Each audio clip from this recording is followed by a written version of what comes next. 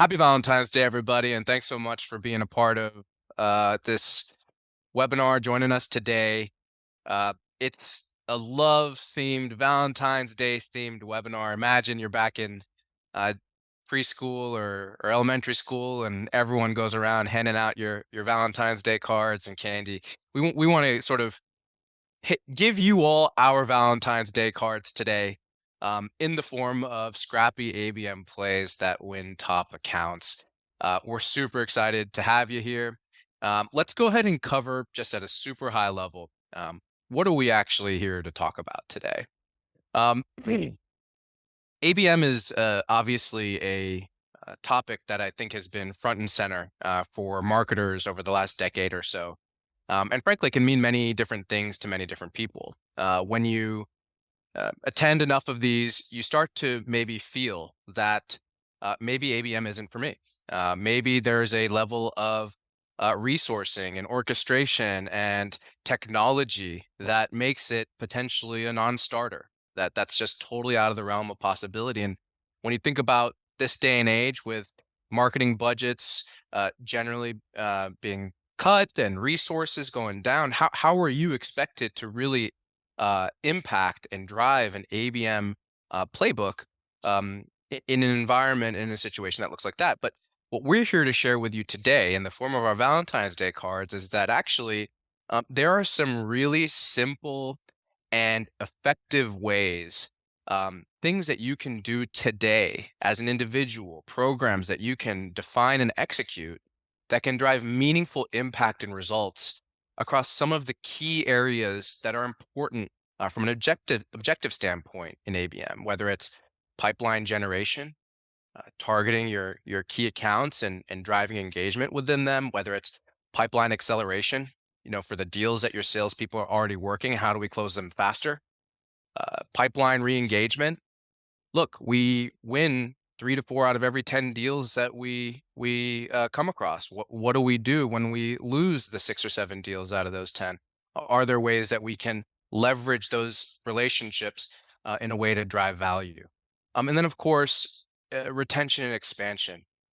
I want to say within the last 18 months, the focus on retention and expansion has increased tremendously. And we believe that there are some really effective ways that you can drive simple ABM inspired plays that can drive further results when it comes to this particular objective as well. With that, let's go through a quick round of introductions. My name is Bobby Narang. I'm one of the co-founders here at OpenSense. Hi, I'm Mason Cosby, founder of Scrappy ABM. We are the only ABM service provider that provides step-by-step ABM programs for the crawl stage of account-based marketing. So if you're looking to get started, that's what we're hoping to help you get accomplished today. Hey, everybody. I'm Jody Saratani. I head up the marketing team at Rollworks, and we are a simple to use, highly impactful account-based platform with account-based advertising and account-based marketing offering. Excited to be here. Hi, everyone. Happy Valentine's Day. My name is Katie Penner. I am the head of sender relations at Sendoso. We are the leading AI-enhanced gifting automation platform. Really excited to be here with you all today.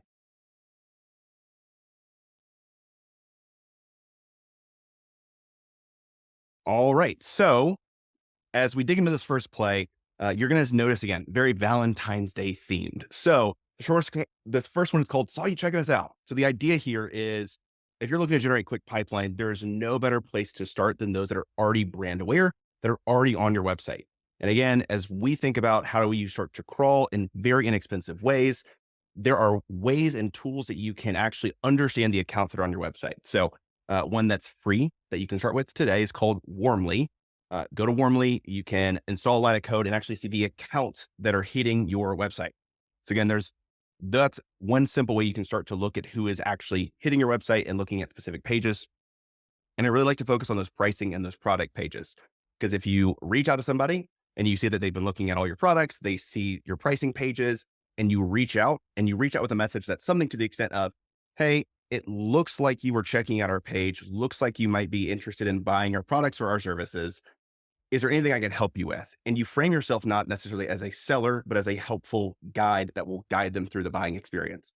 The other thing is, in this context, if they're looking at your website, and ideally we've married this up with maybe some third-party intent data. If you're looking for free intent data, go check out Propensity, which offers free third-party intent data on up to 100 accounts on a weekly basis.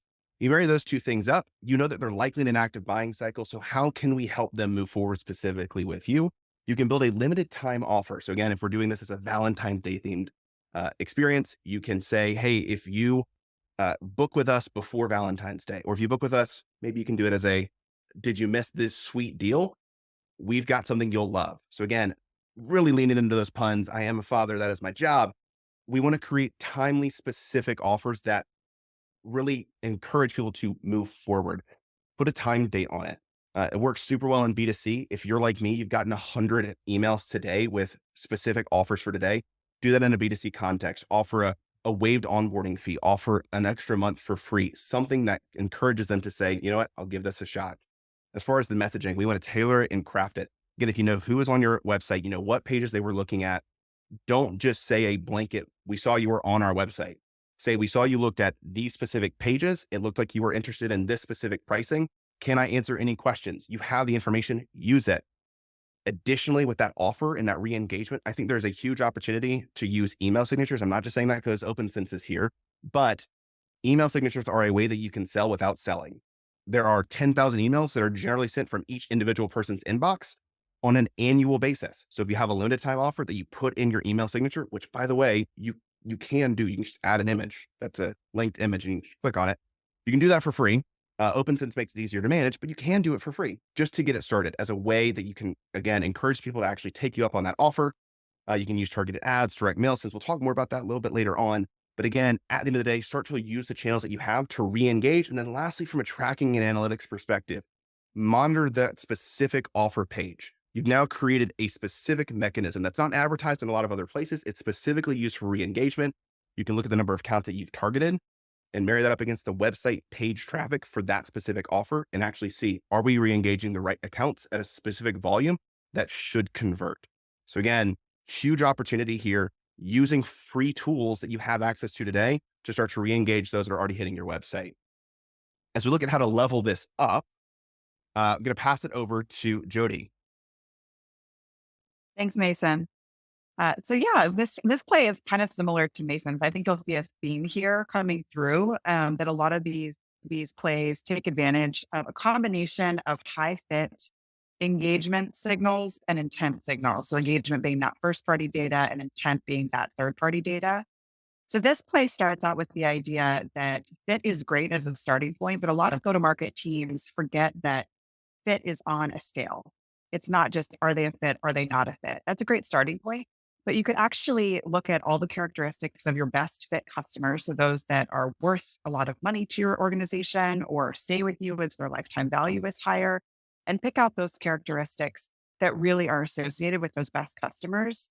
And then grade, for lack of a better word, your prospective target accounts and bucket them into different measures of that scale. So your highest fit accounts should be in many cases 2 to 3 times more likely to close than your accounts that are poorer fit. So think of fit not only as a black or white, an either or, but more as a scale. That's a great starting point. Then don't stop at fit, right? You really want to include engagement signals, particularly as Mason said, product centric signals that you can layer on to subgroup out those high fit accounts that you're looking to target. And best yet, if you can include intent signals as well, that is the holy grail, the sweet spot between high fit, high product centric engagement, and high product centric third party intent. Those are your buyers that you're going to want to go after with everything you've got, right? Do it soon, do it big, do it comprehensively. So there's a couple of different sort of engagement signals that Rollworks customers use. Past demo requests and their colleagues who maybe didn't came, but you never heard from them again. So they sort of went dark. No shows on existing meetings and kind of went dark. Like Mason said, products and content viewers can be a really good one. And then on the intent side, looking at third party profile viewers, like pull that data in from G2 or Trust Radius or others. as well as surging accounts using intent tools like a Bombora or a Rollworks or something like that to really see when these accounts are starting to engage in the types of content topics that matter to your business. So that's kind of the identification piece. Once you have identified those accounts, you're going to want to launch a program. It could be a re-engagement program or an engagement program, depending on whether it's first-party data that you're going after or not. And we recommend kind of a combination of outbound email, gifting, and targeted ads as sort of the holy grail. Typically, these folks are already known in your system, so you can launch an outbound email. Typically, these are smaller groups of accounts and contacts. So it makes more sense to do an outbound email than it does, say, a marketing automation email. We really recommend with these emails that you start with a no ask touch. So this is where gifting comes into play. We are Sendoso customers, happy Sendoso customers. And yeah, plug.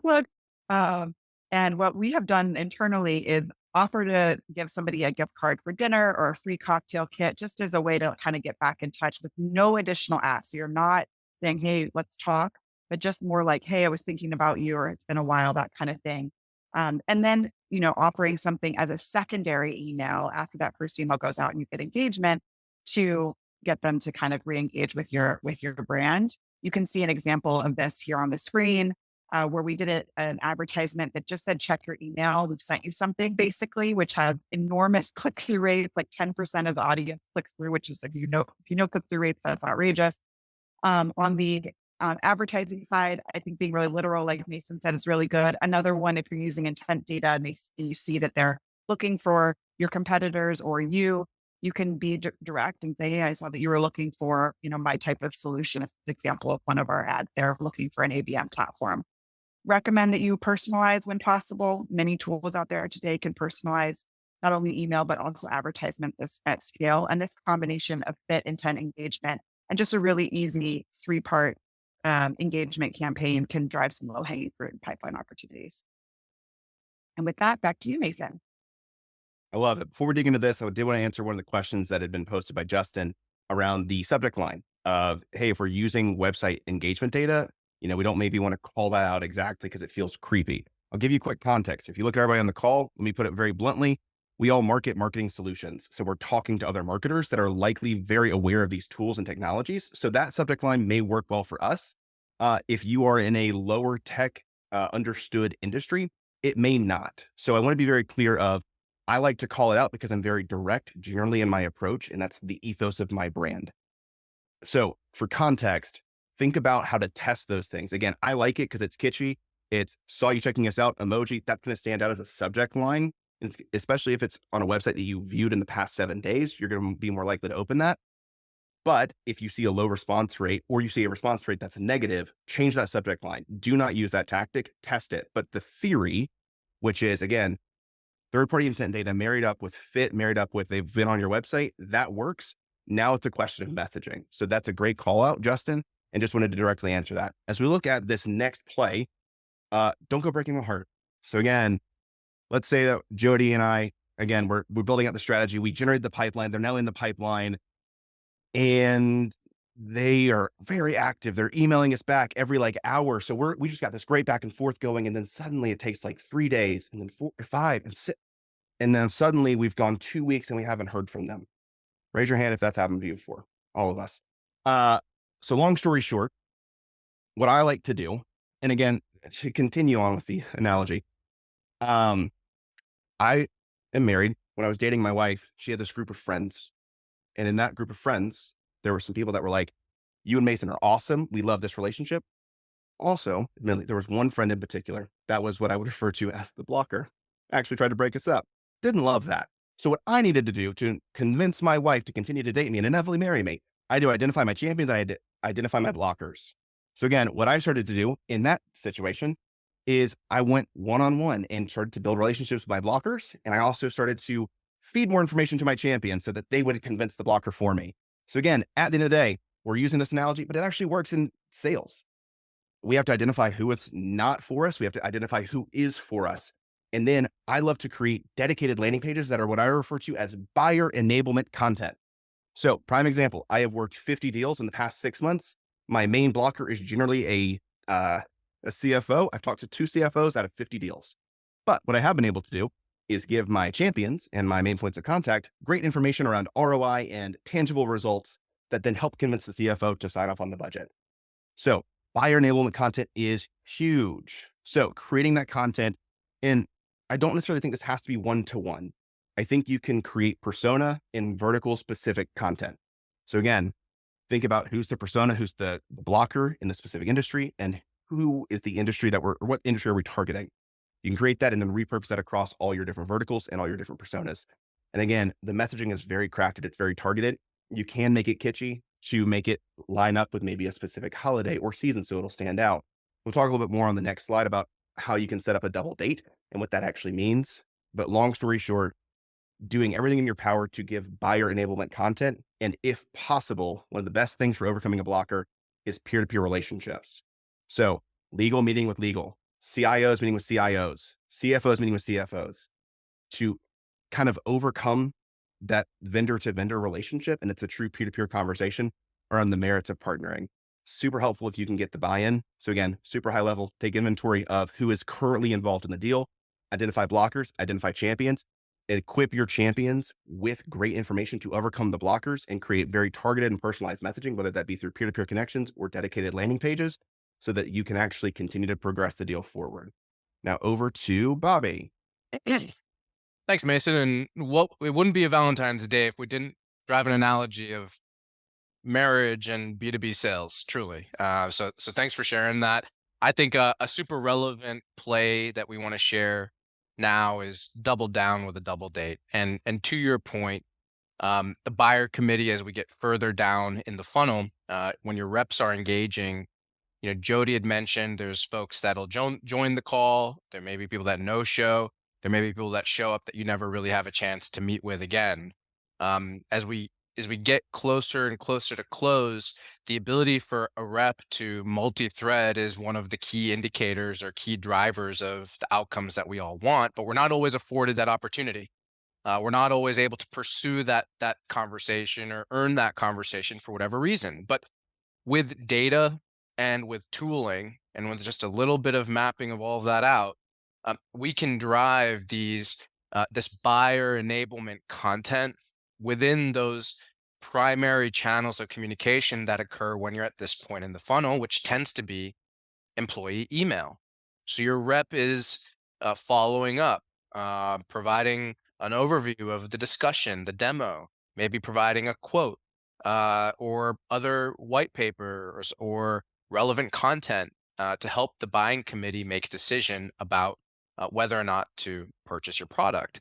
Well, in that email signature becomes a vehicle to deliver some of that buyer enablement content. And with tools similar to OpenSense, we can actually ensure that that CIO has a banner that basically speaks to our security and compliance program, that the CFO sees a banner about the ROI and potential return with investing in email signatures, that your CMO gets a playbook of Scrappy ABM plays you can run on Valentine's Day. Point is that same email can carry multiple different messages for the relevant stakeholders who ultimately are either going to be your champions or your blockers. And we have the ability to now orchestrate that in that channel of communication that is where business happens at that point in the funnel. So the beautiful part about this is, again, we may not earn that meeting with that stakeholder. We may not earn the ability to multi-thread, but we do have the ability to ensure that that content is present and available for that buying party to consume and make themselves more informed to ultimately make that more informed decision. All right. So this is always a sad one. So again, we've been working a deal. We thought we overcame the blocker, and suddenly, I'm so sorry. You did a great job, but we cannot move forward at this time. That deal that you worked for 4 months that suddenly got away, or in some cases, 8 months. So uh, they are not lost forever. You can re-engage these accounts. And I think that this is probably one of the greatest opportunities for any B2B tech company today to re-engage and go after their lost deals to generate real pipeline, primarily because one, they know who you are. Two, at one point in their life, they saw you as a valuable potential solution. And three, if you're doing a good close loss analysis, you actually know why you lost the deal and you can re-engage specifically around the objectives or the objections you already know exist. So I put in here, if you aren't running close loss on a regular cadence, look at the past 12 to 24 months. This is going to vary. This is kind of the biggest variable. It also depends on your uh, average contract length, depending on your industry. I've talked with some clients that have an average contract length of 3 years. So doing a 12 to 24 month retro may not make sense. They probably need to do a 36 to 48 month retro.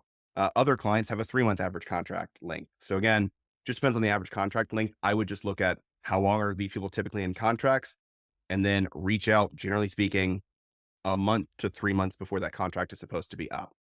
And then additionally cluster based on close loss reasons. So again, that could be you're missing a specific feature set. It could be a specific industry. It could be that people left their job and they now have a new point of contact. My favorite re-engagement tactic here is specifically clustering around close loss reasons. And if you are a tech company, looking at the product features that were the reason you lost. And if you've updated and you now have those product features, you now have a cluster of accounts that you can re-engage around the specific feature set that was missing, that would have pushed the benefits that they needed. We're doing this with a client right now. They've made 6 months of updates, and we now have 150 accounts that we're planning to re-engage that they lost in the past 6 months based on a new feature set. So again, the messaging here is pretty specific around these are the new features that we've added that are specific benefits that you were looking for 6 months ago. Are you open to having another conversation? It gives us a very real and tangible reason to reach out, which again, if you're a marketer working with sales, the greatest gripe from sales is generally we don't have a good reason to reach out. So again, specifically as you're looking at close lost, give your sellers a good reason to reach out that actually is a very persuasive reason to hop on another call.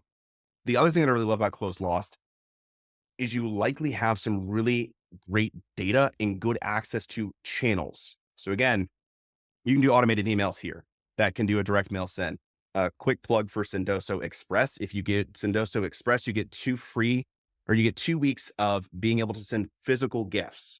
So again, no need to buy a platform. You just pay for the gift. So if you wanted to like specifically time this and you don't want to necessarily invest in the platform until you've proven the value, get Sendoso Express, send physical gifts, and you've got a 2-week time frame to do that. You can also run paid LinkedIn DMs. You can do honestly a ton as it relates to gifting. I specifically love gifting in a closed loss context because again, it's a way that you can re-engage. It's a higher touch, and then you can follow up with emails. One of my other favorite plays from Will Aiken is sending a coconut to any ghosted prospects that you close lost and saying you're a tough nut to crack, or sending a popcorn tin and saying popping back in. That's one of my favorite plays. Just wanted to see if now was a better time. So again, identify your channels, identify your tactics, try to lean into a pun, try to send a gift, and then build out the content. So again, if you have reasons to reach out, don't just make that an email outbound sequence. Create dedicated content that could be case studies that showcase similar clients that actually experience the benefits of what you're trying to tell them you now can offer them. So build case studies, build specific landing pages and interactive demos, just anything that gives these close loss people a true picture into their new life after working with you. Because again, you have the information on why they wanted to work with you in the first place. You lost them, don't lose them a second time. And then once you've done all of that, you can launch. By the way, if you started this right now, like you got off this and we're like, we got to build a close loss campaign, you can probably build it by the end of March and launch it for a Q2 initiative. So here's my challenge to you. Everybody go figure out how many close loss deals you can re-engage. If you build a cohort, you should be able to re-engage 15 to 20% of those people. So again, build a cohort, identify how many accounts that is. You can actually factor that into your pipeline generation program, which is crazy. So anyway, sorry, I'm really passionate about this one specifically because it's just such a huge opportunity. And I'm going to pass it to Katie. All right. So just like Mason, we love re-engagement plays. Our re-engagement play here at Sendoso is called Rekindle the Romance. So this play is going to help you win back those closed lost accounts via thoughtful gifting that actually reopens the doors to your target accounts. Now, we've run this play with our customer Vinify, and they were able to generate $2 million in influence pipeline, right? So how do we do this? First, we run reports in Salesforce of any close lost opportunities from 6+ months ago. Now, we sell to a lot of B2B SaaS companies, and as we all know, people are kind of moving like crazy from company to company right now. There's a lot of shifts in the market, right? So there's really good opportunities for us to re-engage new decision makers and bring these deals that have shown us that they have a use case back to life. But like Mason said, the amount of time since, they went close lost may depend on your ICP. Now, then we split those lists up in two. Are these target accounts that our sales team really wants to break into? Are they showing high levels of intent? If so, we want to put those people in a more manual sequence with messaging over to the right of the screen with a fun gift offer, right? So, hey, Cupid, met with person back in year or month about my company and how we could help your company solve for the challenge previously discussed. Hoping to get my company on your radar and fill you in. Could you squeeze us in? P.S. Valentine's Day is here. I wanted to send some love your way. Click here for a fun surprise. Random fact, a PS actually increases response rates. So you'll see us using that a lot. And it separates our value prop and the send offer, which also keeps it from being a little icky. Now, the gift message, once it lands, right, we have a handwritten card that goes along with the gifts. Could be something like this Valentine's Day. I wanted to share some love and plant the idea of reconnecting to dig into your 2024 goals, right? This email allows for that hyper personalization, and our manual Wake the Dead sequence generates a 20% top line reply rate internally for our team here at Sendoso. And the messaging that lands with that gift is pretty creative and pushes back to our CTA in a fun way. And let's be honest, like Mason said, everyone loves a good pun. And for lower intent accounts, we do have an automated version of this sequence, very similar to what Mason's play was. And we push those people back to landing pages with case studies and an area to book a demo. And we do have triggered sending in place for that. Now, gifting does drive revenue. Our customers are seeing 200% return on campaign investment. They're saving a lot of time, shortening their sales cycles. And like Mason said, gifting doesn't have to be expensive. You can check out our website and actually try it for free. So with that, I'm going to hand it back to Mason for our next play. Hey, Katie, maybe before you start, there was a question from Justin about gifting that I think Oh, I yeah. actually answered a different one on that. Sorry, Justin. I was answering your first question, but it's from him saying, "How do you handle gifting where this is against the law? Any more interesting non-value approaches?" You have a Yes. POV on that? Yeah, so regulated industries, we actually work with quite a few.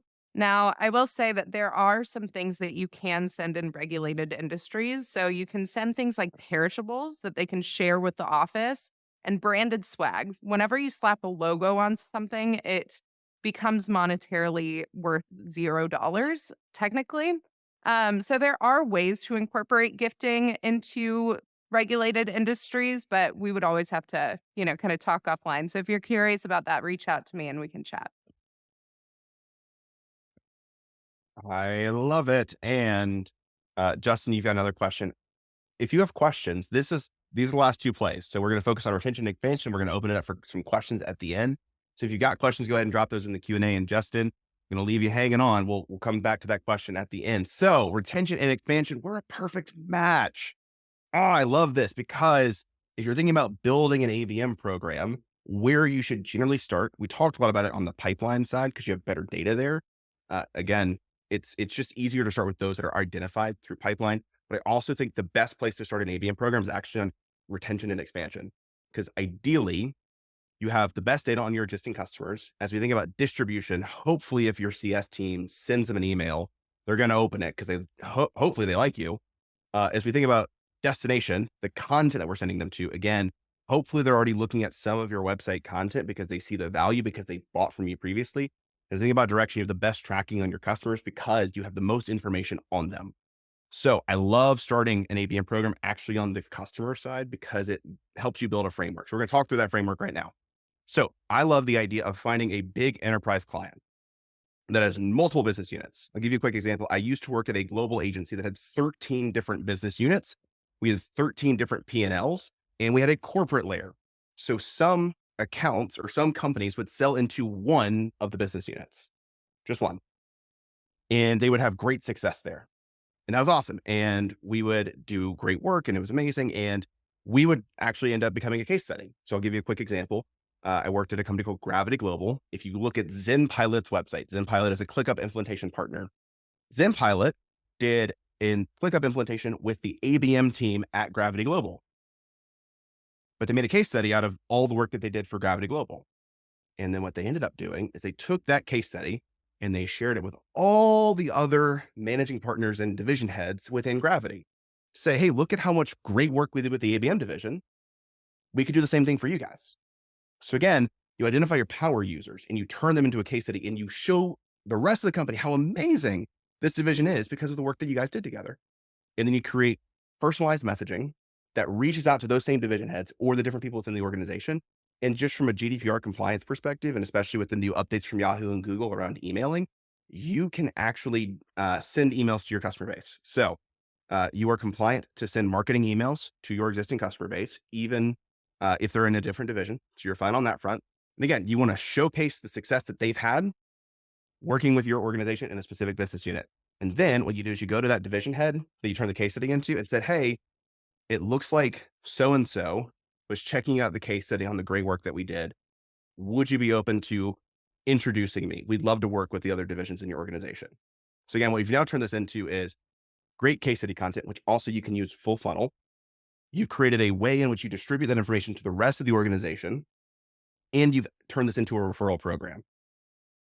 Huge, huge opportunity. The greatest likelihood of conversion of any other play that we talked about today, because again, you get social proof on the exact organization that you're trying to sell into. How else do you get that? There's no better one-to-one than the case study on the exact same organization. And you get the personal intro from one division head to another. Huge, huge opportunity if you actually take this playbook and sell into the enterprise.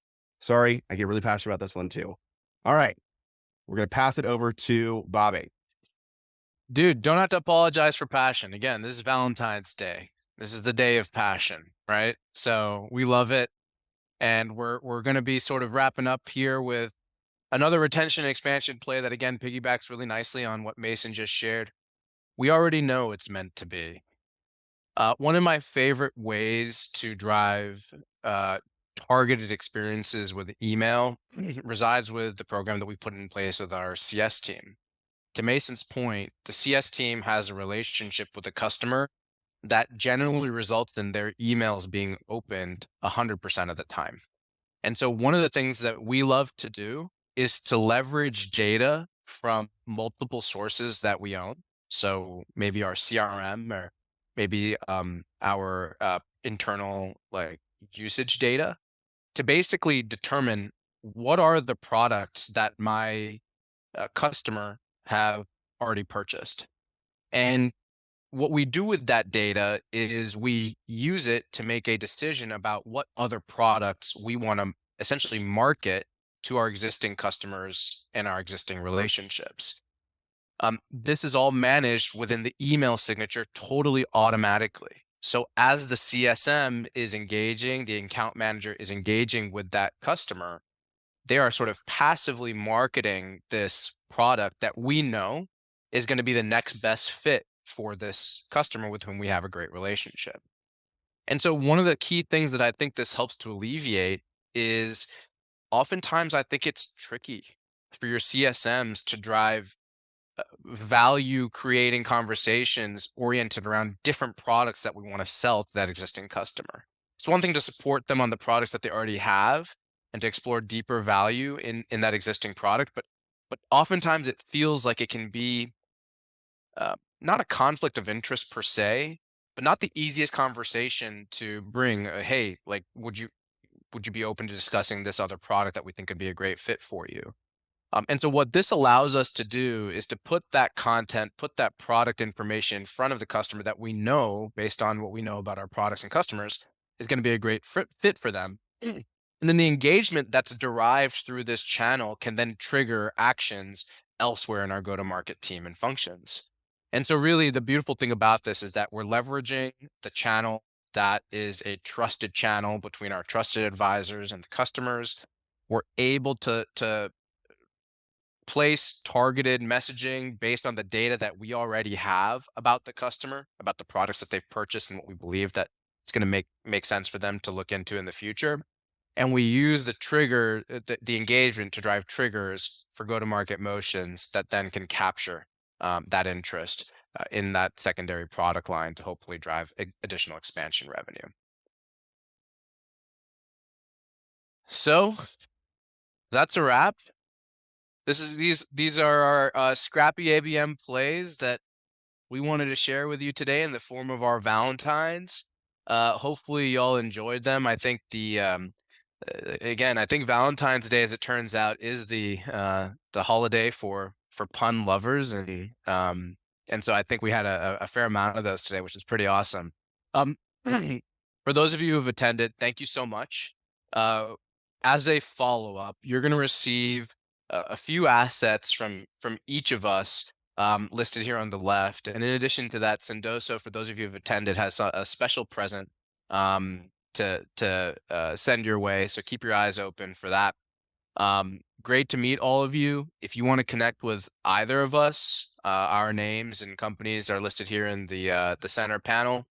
And I guess we have another 5 or so minutes. So if there are any questions that are in the audience left unanswered, let's go ahead and take a look at them. Justin, you certainly are highly engaged today. We love it. So did we want to get into that?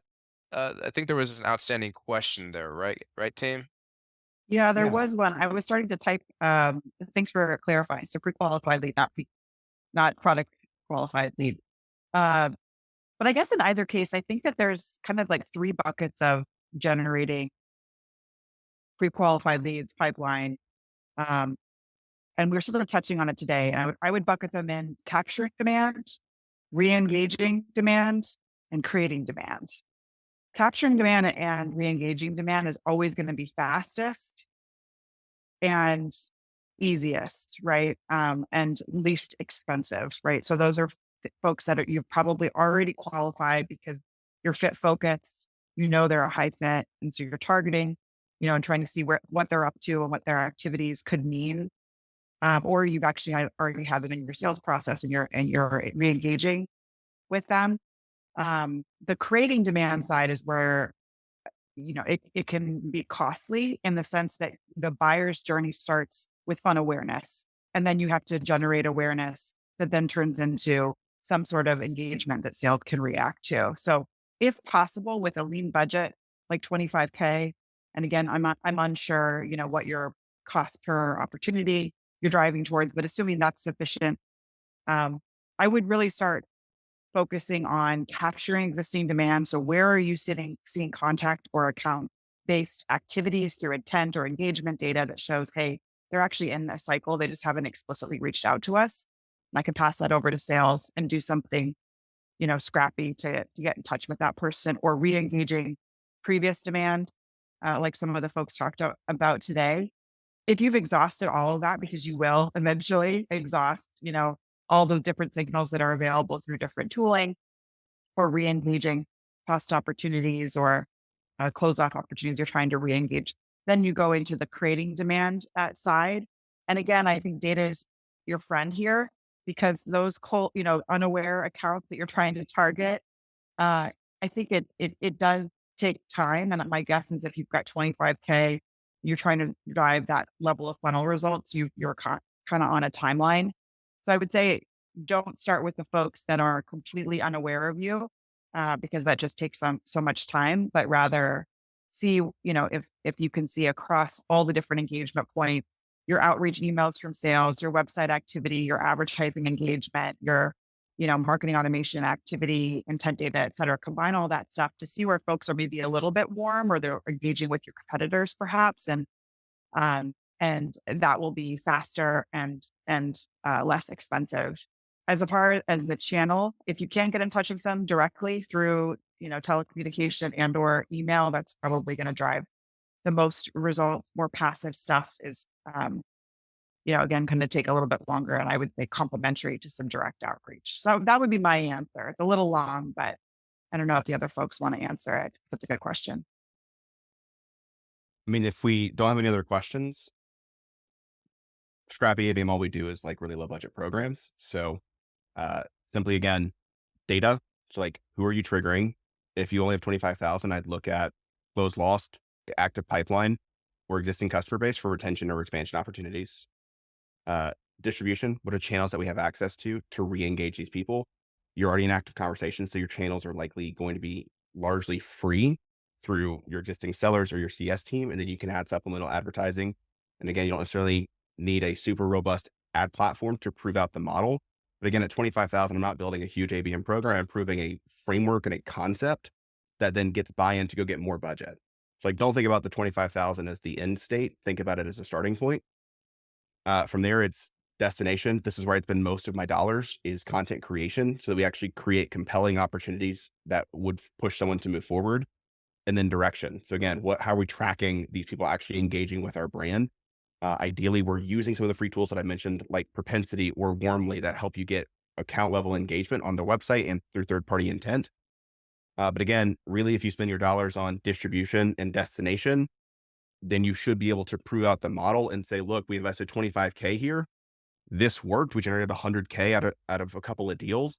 And that would be my goal, is like, how do I get a 3 to 5x return on investment with the 25K? So then I can go get a 150K budget. Like that's the goal. So don't view the 25 as the end state, view that as the starting point to build your framework and then scale it up from there.